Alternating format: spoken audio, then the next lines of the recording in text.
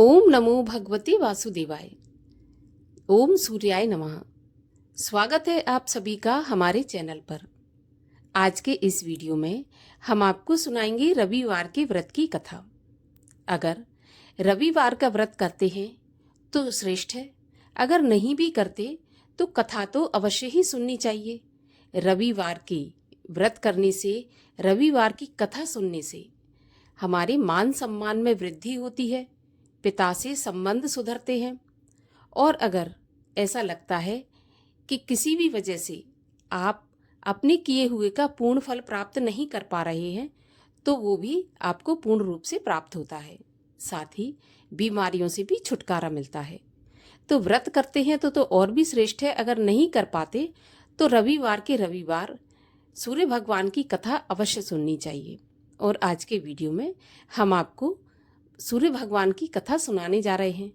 लेकिन कथा आरंभ करने से पहले आपसे आग्रह है कि अगर अभी तक आपने चैनल को सब्सक्राइब नहीं किया है, पहली बार चैनल पर आए हैं, तो चैनल को सब्सक्राइब करके बेल आइकन पर क्लिक अवश्य कर लीजिए। और साथ ही साथ अगर आज की कथा अच्छी लगती है तो एक लाइक अवश्य करिए, क्योंकि आपके लाइक से हमें ये पता चलता है कि आपको हमारा वीडियो पसंद आया। तो चलिए अब हम शुरू करते हैं रविवार के व्रत की कथा। एक बुढ़िया थी। उसका नियम था कि प्रत्येक रविवार को सवेरे ही स्नान आदि करके अपने घर को गोबर से लीपकर फिर भोजन तैयार करके भगवान को भोग लगाकर तब स्वयं भोजन करती थी। भगवान की कृपा से उसका घर अनेक प्रकार के धन धान्य से परिपूर्ण था। घर में किसी भी प्रकार का कोई विघ्न या दुख नहीं था। सब प्रकार से घर में आनंद रहता था।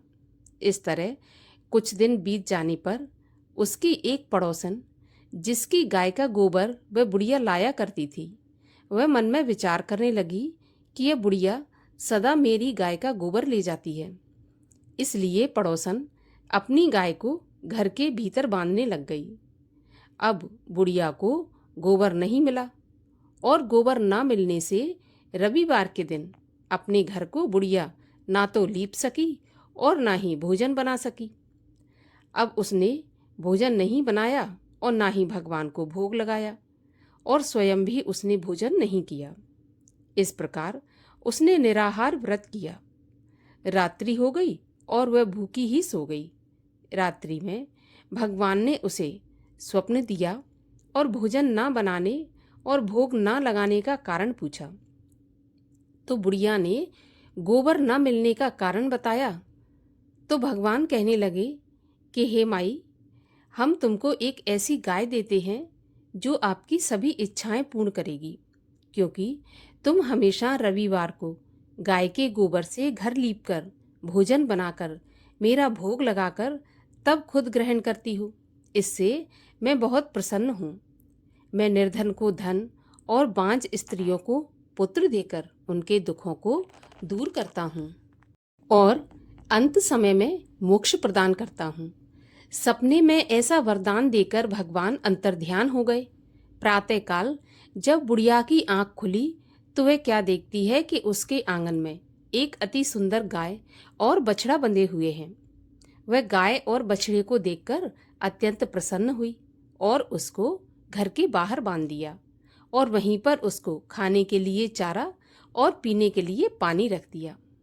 जब उसकी पड़ोसन ने बुढ़िया के घर के बाहर एक अति सुंदर गाय और बछड़े को बंधा देखा तो वह द्वेष के कारण जल उठी और उसने देखा कि गाय ने तो सोने का गोबर किया है।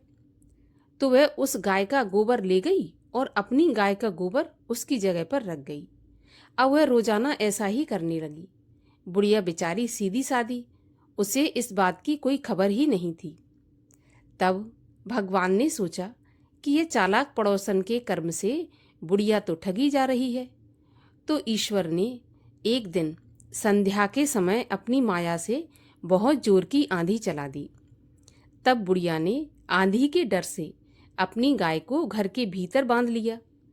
प्रातःकाल जब बुढ़िया ने देखा कि उसकी गाय ने सोने का गोबर दिया है तो उसके आश्चर्य की सीमा नहीं रही और वह अब रोजाना अपनी गाय को घर के भीतर बांधने लगी।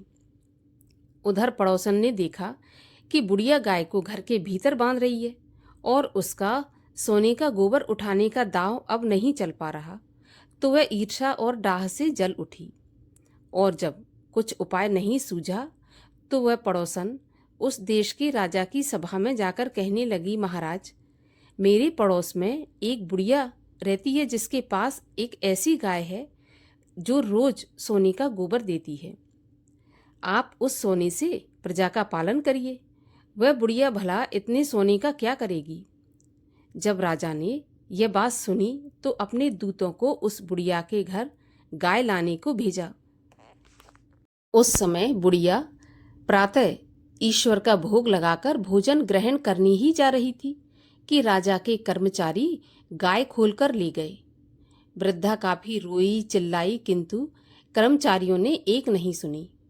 उस दिन बुढ़िया गाय के वियोग में भोजन नहीं खा सकी और रात भर रो रो कर ईश्वर से गाय को पुनः पाने के लिए प्रार्थना करती रही।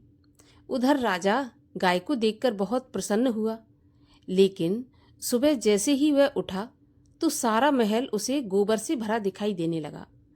यह देखकर राजा घबरा गया और मन ही मन भगवान से प्रार्थना करने लगा। तब भगवान ने रात्रि में राजा को स्वप्न में कहा कि राजा, ये गाय बुढ़िया को लौटाने में ही तेरा भला है। उसके रविवार के व्रत से प्रसन्न होकर मैंने उसे ये गाय दी थी। सवेरा हुआ और राजा ने बुढ़िया को बुलाकर बहुत से धन के साथ साथ सम्मान के सहित गाय और बछड़ा लौटा दिया। उसकी पड़ोसन को बुलाकर उचित दंड दिया। इतना करने के बाद ही राजा के महल से सारी गंदगी दूर हो गई। उसी दिन से राजा ने नगरवासियों को आदेश दिया कि राज्य की समृद्धि तथा अपनी समस्त मनोकामनाओं की पूर्ति के लिए रविवार का व्रत रखा करो। व्रत करने से नगर के लोग सुखी जीवन व्यतीत करने लगे। कोई भी बीमारी तथा प्रकृति का प्रकोप उस नगर पर नहीं होता था और सारी प्रजा सुखपूर्वक रहने लगी। बोलिए सूर्य भगवान की जय। और आइए सूर्य देव की कृपा की एक और कथा आपको सुनाते हैं। महाराज सत्रजित का भगवान भास्कर में स्वाभाविक अनुराग था। उनके नेत्र कमल केवल दिन में सूर्य भगवान पर ही टकटकी लगाए रहते थे, परंतु सत्रजित की मन रूपी आंखें उन्हें दिन रात निहारा करती थीं। भगवान सूर्य ने भी महाराज को निहाल करके रखा था। उन्होंने ऐसा राज्य दिया था जिसे वे अपनी प्यार भरी आंखों से दिन रात देखा करते थे। इतना वैभव दे दिया था जिसे देखकर सबको आश्चर्य होता था। स्वयं महाराज भी आश्चर्यचकित रहते थे और इसी विस्मय में उनमें एक जिज्ञासा जगाई कि वह कौन सा पुण्य है जिसके कारण उन्हें ऐसा वैभव मिला।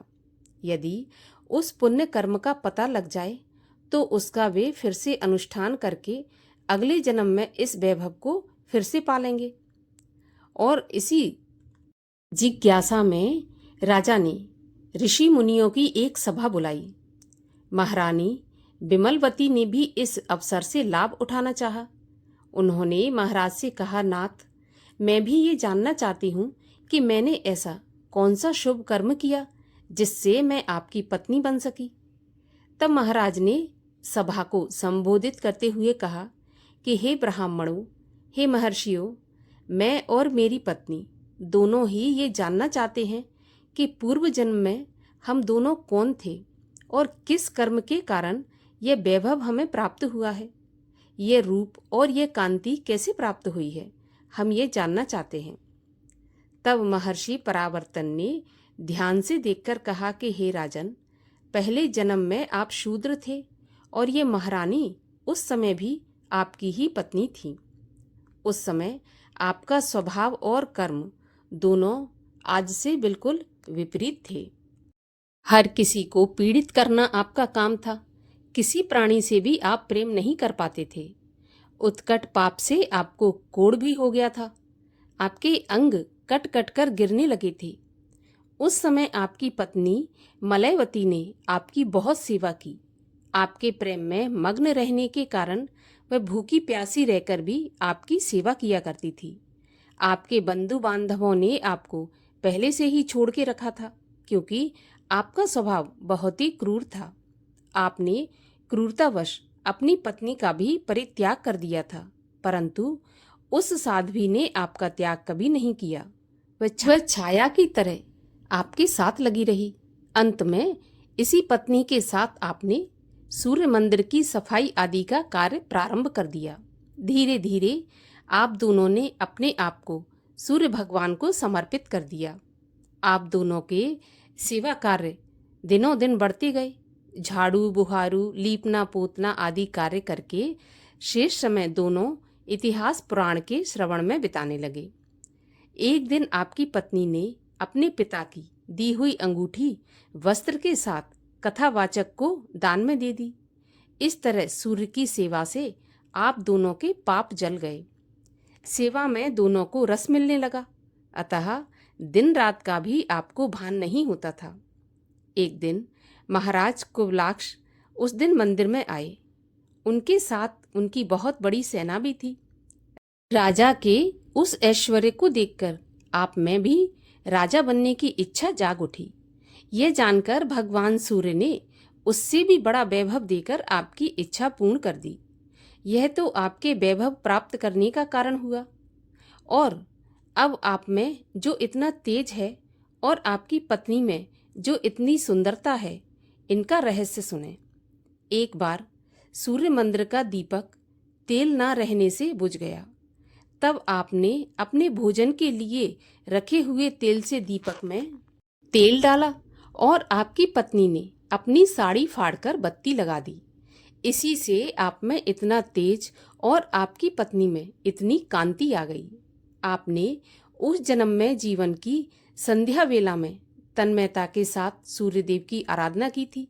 उसका फल जब इतना महान है, तब जो मनुष्य दिन रात भक्ति भाव से दत्त चित्त होकर जीवन पर्यंत सूर्य की उपासना करता है, उसके विशाल फल को कौन वर्णन कर सकता है। महाराज सत्राजित ने पूछा, भगवान सूर्य को क्या क्या प्रिय है?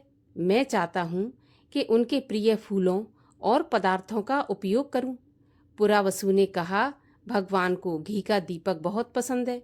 इतिहास पुराणों के वाचक की जो पूजा की जाती है, उसे भगवान सूर्य की ही पूजा समझो। वेद और वीणा की ध्वनि भगवान को उतनी पसंद नहीं है जितनी कथा पसंद है।